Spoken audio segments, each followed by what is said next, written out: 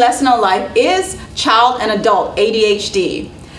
Attention Deficit Hyperactivity Disorder, also known as ADHD, is a very common childhood disorder. However, it can also be found in adults. In fact, it's a chronic condition including attention difficulty, hyperactivity, and impulsivity.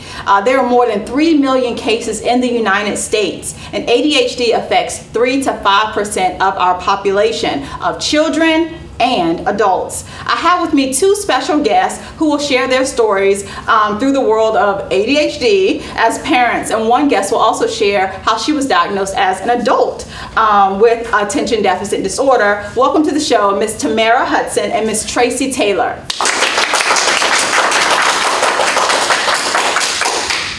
Welcome to the show, ladies. Thank you so much for being with me today. I'm so glad you could make it today. Tracy, I'd like to begin with you. Tell me a little bit about yourself. Well, my name is Tracy, and I'm from Florida originally. I spent 15 years in the Navy. Okay. I'm recently retired. Okay. I'm a divorced mother of one son who will be 13. Teenager. Next month. Teenager. Oh my gosh. But so I'm currently, I have an associate's degree in criminal justice. Okay. And I'm currently studying psychology. Okay. Wonderful. Yes, thank you. Which has really opened up a lot of understanding just about myself, people, relationships, and my son. Mm-hmm. And I have a minor in criminal justice. Okay, awesome. So psychology, criminal justice. Okay, so you're looking to work in the field, obviously, when you finish. Yes. In Virginia, thinking about Florida, keeping your options I actually open. like Hampton Roads, so I'm gonna stay here. All right, well, I think that would be lovely. Okay, when did you suspect that your child had ADHD? Recently, in the 7th grade. Okay. I know What that grade is he in now? he's in 7th grade. Okay, he's in 7th then. Right, and so, he struggled throughout since he's been in middle school. It's just been a struggling time for him. But as I look back, I see some of the symptoms that he's displaying now, he displayed back then. Okay. As early as what age? I would say about 1st grade. 1st grade, okay. As I look back. Okay. And so this time with his grades being hard to manage, and it's putting a lot of stress on me, him, and his relationship with his teachers, and I'm constantly going back and forth to school, and I decided to, first we started to see a therapist. Okay. So not even related to That possible. You thought it was maybe behavioral issues or something like that? I did. Okay. And so his therapist decided, hey, have you ever gotten tested for ADHD? Okay. Some of the things you're telling me. I said, well, no. And in my family and where we're from, but number one, we don't really see therapists. Mm-hmm, mm-hmm. So especially children, Yes. they think it's a discipline problem. Yes. Oh, you need to spank him. He's spoiled because he is an only child. And so even reaching out to see a therapist was a little, stressful for the family. Yes, it can be. And so now with possible, because he's just finished his evaluation, so Okay. I have a meeting with his therapist, I think next month, about his results. Okay. But the medication, having to possibly put him on medication if he is in fact diagnosed. Mm-hmm. It's just something that I'm trying hard. It's hard for me and my family. Yeah, I can tell that it's really overwhelming for you. It is. And Very definitely it can be a struggle for parents trying to figure out what to do next. And I know you were telling me there's lots of feelings and emotions that come with sort of understanding this. I love that you also talked about the stigma that goes with mental health. A lot of families, you're not alone. It's really hard for them to understand that a child might have a disability or disorder. So they like to, put it on different things as far as, a discipline problem, what you're not doing, what they should do more of. But it's not always that. It's not always the parent's fault. It's not always something that the child has some type of behavioral conduct disorder. Sometimes there needs to be additional testing. So I hope that you will not beat yourself up too much, and that you will find the resources that you need to feel empowered through this process. Now, you mentioned also when you were looking at his testing or looking at the symptoms, you could see that they sort of went back a little bit further. So what symptoms has he been displaying? I would say, impulsiveness. He's very impulsive with his behavior. He's never been really like I don't want to say bad because that's the label and it's the incorrect label, but like a very hard, difficult child. Okay. You know, he's never been destructive of his toys or his surroundings, but it's more so he craves attention. One of the things that was very interesting that I had no idea was linked to ADHD, his therapist kind of brought to my attention was his lack of maturity. Being that as he grew up, he enjoyed playing with kids that were much younger than him instead of his age or older. And even now, I mean, he enjoys playing with, he's 12, almost 13, he enjoys playing with 9-year-olds. Okay. I had no idea that. I just thought that he was nice to little kids. Well, maybe he is nice. I mean, he is nice to little kids, but I didn't realize that was one of the things. Right, a link. And just inability to stay focused, his concentration. Like even now, when I give him tasks, it's literally one task at a time. That's all he can handle. Right, it's all he can handle. Yeah. I mean, it's extreme. And I really didn't know.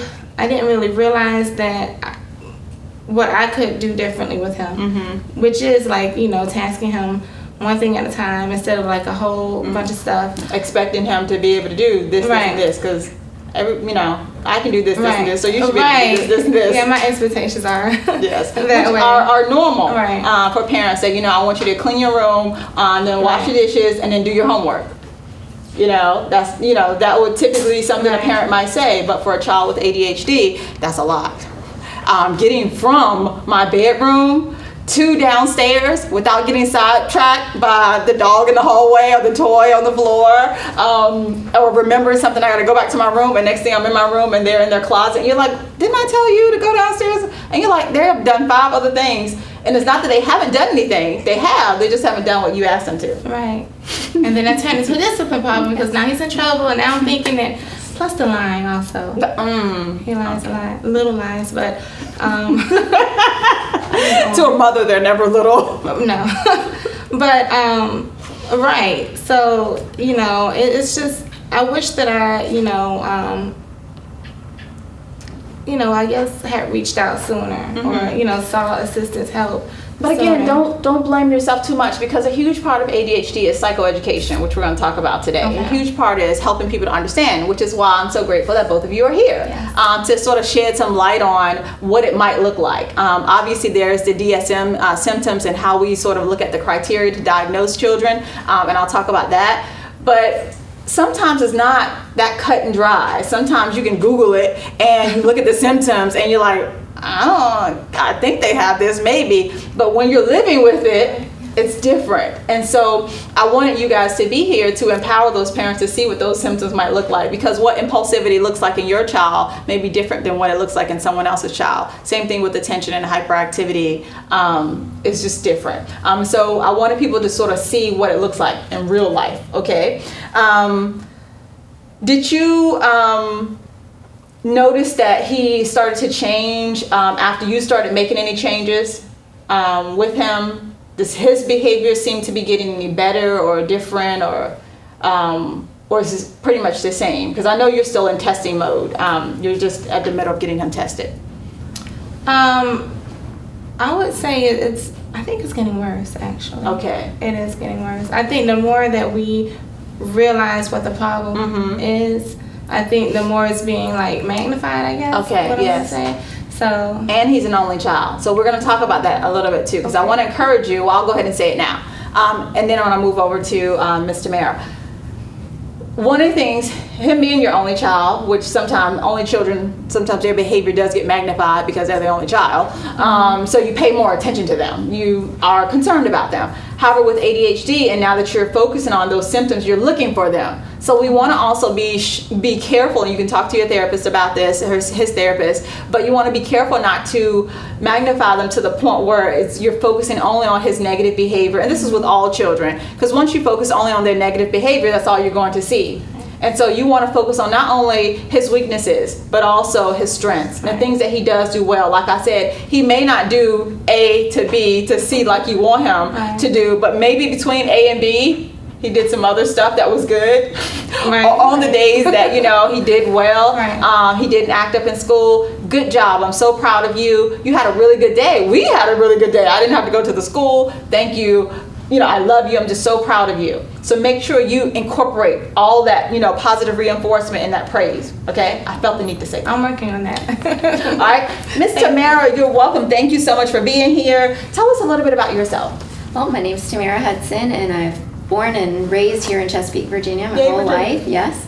I've been married for almost 16 years to my high school sweetheart. And we have 2 children, my 9-year-old son Eli and my 4-year-old daughter Violet. Aww. And I'm a stay-at-home mom. I've been for the past 10 years, and I'm currently in school finishing up my bachelor's degree in psychology. Woo-hoo. And headed off to Regent University for my master's in counseling. So, I'm so proud of you. thank you. Okay. Thank you. So I've known Tamara for a little while now, we'll just say. And so I'm super proud of you for being here. I know that, you've accomplished a number of things in your life, but it hasn't been always easy for you.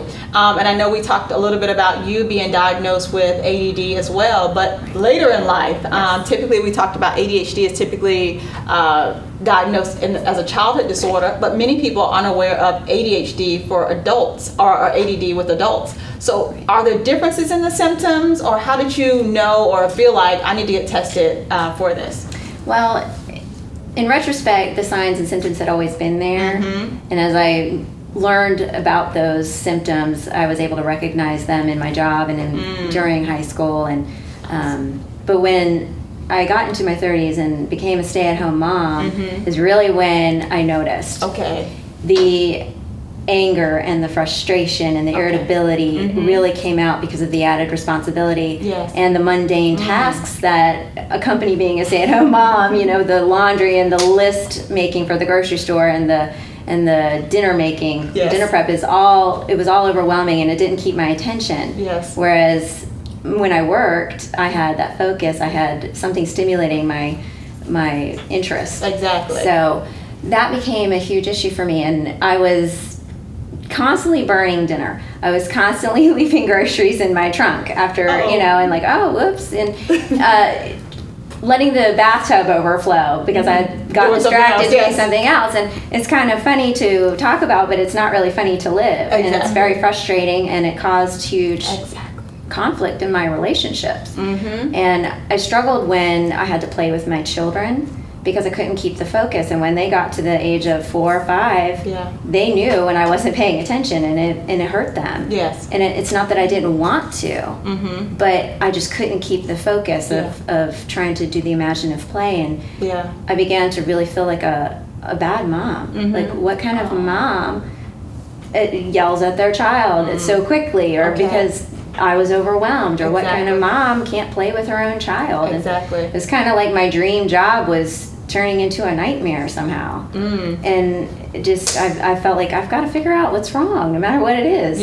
I got to figure it out. I love that. And so, because a lot of people aren't aware of those things, and when they become adults, I think one of the concerns is that people think that you just sort of grow out of ADHD as a child, and so when I become an adult, it won't bother me. And so some people have never been diagnosed. They didn't even know they had symptoms, because a lot of people, as we talked about before, it's just, I just can't stay focused. I just need to try harder. But what happens when trying harder doesn't work? Okay, so then you were able to get tested. You are a student in school now, and you're finishing up your bachelor's degree and about to go on to get your master's degree. How has getting tested and understanding this disorder helped you in life and in school? Well, when I was able to squeak by high school with honor roll grades, but I relied heavily on memorization. So for the subjects like math and sciences, I struggled because that's more problem solving oriented, and where I would, for the other subjects, just memorize everything. And that didn't work as well the first time I went to college to get my associate's degree. And I struggled. I was in the tutoring lab every day trying to get through those engineering, maths, and sciences that I was taking.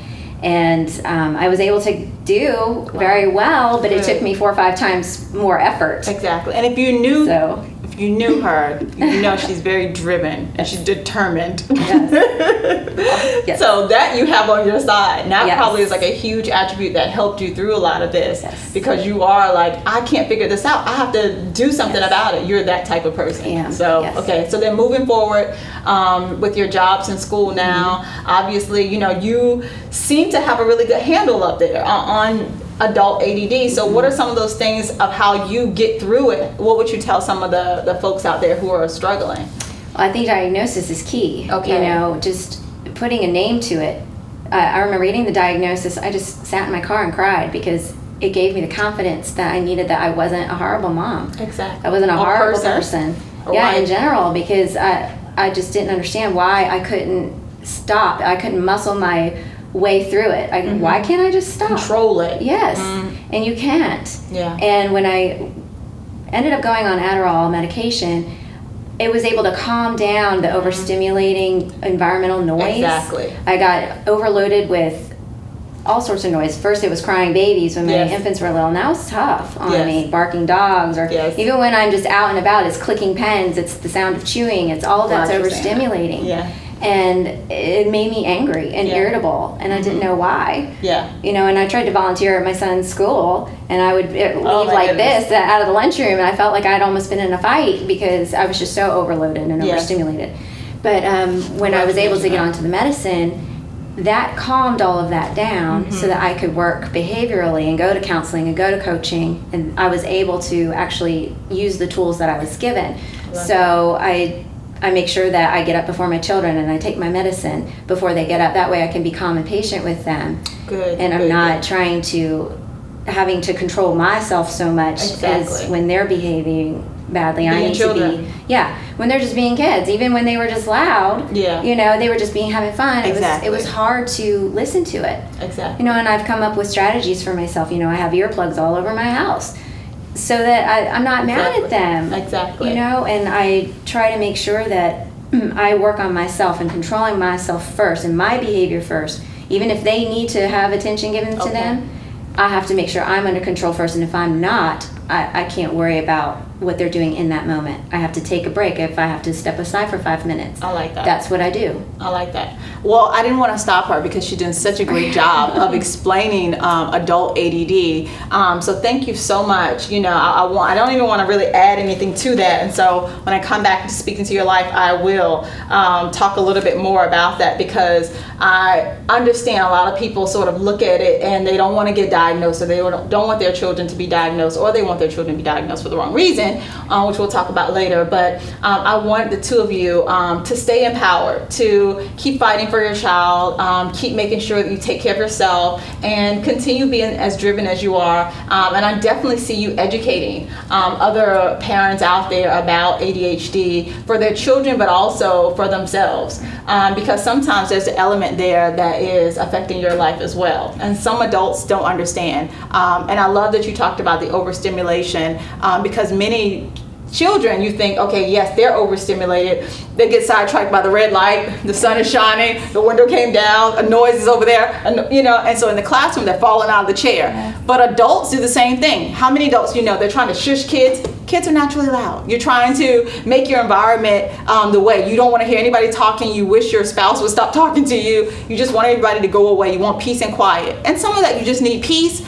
but sometimes there may be some other things going on, especially as we know if it's going on in your home and your work setting, okay, or home and school. So thank you so much, ladies. Give them another round of applause.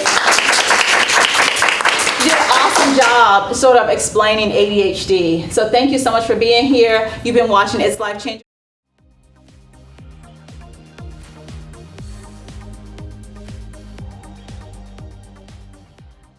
It's now time for me to speak into your life. Today we've been talking about childhood and adult ADHD. And there's 3 things that I want to give you today in this segment. One is, are you a busy bee? That's the first thing I want to talk to you about, because not all children have ADHD. Sometimes I find with the parents, you're just too busy. You're here and there and everywhere, and your child is only modeling after you. And so do you find yourself, you're up in the kitchen, and then you leave the kitchen and you're trying to do laundry, then you leave the laundry and you're trying to do dishes, then you leave the dishes and then you're trying to do something else? Okay, and you may or may not have ADHD, but you're a busy bee. You're everywhere and you don't need to be everywhere. So you're just as busy and your child is only modeling that. Another thing that I see is a lot of chaos. Anytime there's a lot of chaos in the home or in the family, many times that can cause children to become a little unstable as well. Sometimes they may be all over the place or just feeling like there's no control because there may not be any structure in the home or in their life, or it appears to not be that way. So make sure that you put things in place, okay? This is not about blame, but make sure you yourself are at peace, that you have things within your life where you have structure in your home. There's a bedtime, there's a curfew, this is how we're going to do this is when we're going to do this. There are things that are set in motion so that they know what to do. Because if you're a busy bee, they're going to be a busy bee. Number 2, get tested, but don't abuse the system. Many people, I'm talking to someone out there, use ADHD to get disability. Okay, I'm keeping it real. Don't do that. Don't do that. Make sure your child actually has ADHD. Make sure you actually have ADHD. It is a serious disorder, so make sure you understand the symptoms. Make sure you go and see a actual licensed mental health professional who is the only one who can do the testing. I know a lot of teachers and a lot of parents like to try and diagnose people. That's not how it works. There is no one test that can actually tell someone they have ADHD. You should not be using Google to make a diagnosis. Okay, I hear a lot of people saying that children have ADHD when in fact they don't. We know that there's a high probability that boys will be overdiagnosed than girls. And we constantly see the rates of ADHD going up and no one knows why. And that's because I believe that of people's perception, as soon as they see a child running around, they say ADHD. Sometimes a child is just being a child. Okay, and so you have to learn, okay, to differentiate between a child being active, a boy being active, a girl being active, and actual ADHD. So the best thing to do is to go and get tested and to make sure of those symptoms. Third thing and last thing, learn to understand and control the symptoms. We know that there are a number of ways that work, but specifically medication, therapy, and self-help techniques. Self-help techniques being the structure that I talked about earlier. But last thing I want to say to all of you who may be struggling or dealing with understanding your ADHD symptoms, keep the creativity. People with ADHD are super creative, okay? So go out and do amazing things, okay? Because you can, because you have the energy to do it. Do amazing things. Thank you so much for watching. It's Life Changing. We'll be right back.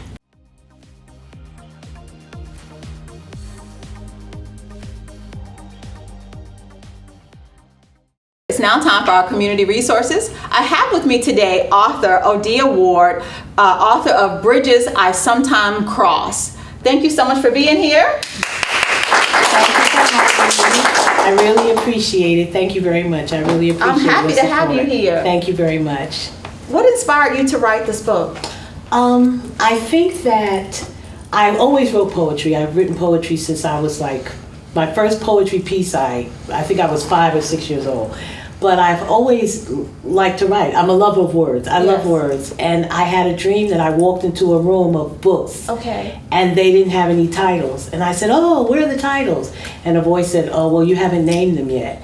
So when I woke up, I was like, okay. So I got someone to help me do my editing, and I went to 4 different publishers, and 3 of them got back to me, and I picked this publishing company, Beautiful. Which is Tate Publishing Company. Beautiful. And you're going to read something for us? Yes, I am. Okay. The poem that I'm going to read, and it's from the book Bridges I Sometimes Cross, and it's called My Words. My words come to encourage, enlighten, empower, and inspire. Like a thief in the night, they steal your thoughts and hold your mind hostage, taking you to places you thought long dead and stinking. But here they come, my words, like shards of glass pricking along your skin, puncturing the armor around your heart, scraping off the scabs that hid the hurts and covered the scars of your defeats. My words, like a song that takes you there, lifts you up where you belong, is the wind beneath your wings, is a bridge over troubled waters, and makes you feel like a brand new heavy scream, conjuring up memories of sweet sensations, that make you want to get ready to get off in ecstasy and walk on sunshine. My words, taking you on a roller coaster ride of emotions, leaving you damp, wet, moist, and drained, like the best lover you ever had, and I humbly say, mi amor, thank you for buying a ticket. I hope you enjoyed the ride. My word. Thank you for reading that. Thank you. So tell us a little bit about what you want people, why do you write this book? What do you want people to get out of your book of poetry? I believe this book is encouraging, empowering, inspiring, enlightening. As a writer, that is your goal. Okay. You know, you do want to entertain, but that's not your main goal. Your main goal is to encourage, empower, enlighten, and inspire. And there is something in here for everyone. Okay. I have poetry, spirituality pieces. I have encouraging pieces. I have pieces that I call, oh no, you didn't. And this is people just making bad choices in bad situations. Wow. So I definitely think there's something in this book for everyone. Okay. And I want to make sure that people know where they can purchase your book. You mentioned Tate Publishing earlier. Yes, you can go to tatepublishing.com and just in the search engine, Bridges I Sometime Cross. You can go to amazon.com, you can go to barnesandnoble.com. But if you want a signed copy, I am with the House of Consciousness, and the address there is 663 35th Street in Norfolk, Virginia. They're open Monday through Saturday, 11 to 8 p.m. I have signed copies there. Or you can contact me at my Facebook page, Bridges I Sometime Cross at facebook.com. And let me know, and I'll get a signed copy to you, because it's only really good if it's signed. That's right. I agree. Same here. Okay. And so I want to leave them with one more. You want to read a poem that's called Hope. And so I want to leave the audience with that. Okay. I'm waiting for hope to float, or hope to be like a pebble on the pond and have a ripple effect. I'm waiting for hope to rise like a phoenix and fly on the wings of love. I'm waiting for hope to rain down on me and mine, you and yours, in the hope that we will be set free, to be what the Heavenly Father has been waiting for us to be. I'm waiting for hope to be the all-be, the water for chocolate, the manna from heaven. From everlasting to everlasting, I'm waiting for hope to permeate every being, so that even the enemy will have to declare God's victory, and all will know the power of hope. I love that. I love that. Thank you again. Give her a hand. Thank you. Thank you. Congratulations on your book. You know, I'm so proud of you. Thank you very much. And so I want you to continue doing well. And if there's anything that I can do to help, of course, we'll be working together soon. Yes. Thank you so much for watching. It's Life Changing with me. God bless you.